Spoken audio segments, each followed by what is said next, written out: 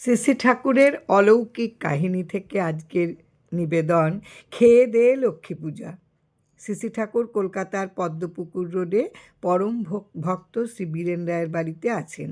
মনোরঞ্জন মুখোপাধ্যায় ঠাকুর দর্শনে সেখানে আসেন।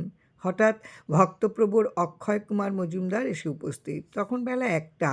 অক্ষয়বাবু অত্যন্ত বিচলিত হয়ে শ্রী ঠাকুরকে বললেন, আজ কোজাগরি লক্ষ্মী পূজা, কিন্তু এমনই আমার দুর্ভাগ্য যে এখনো পর্যন্ত একজন পুরোহিত পেলাম না।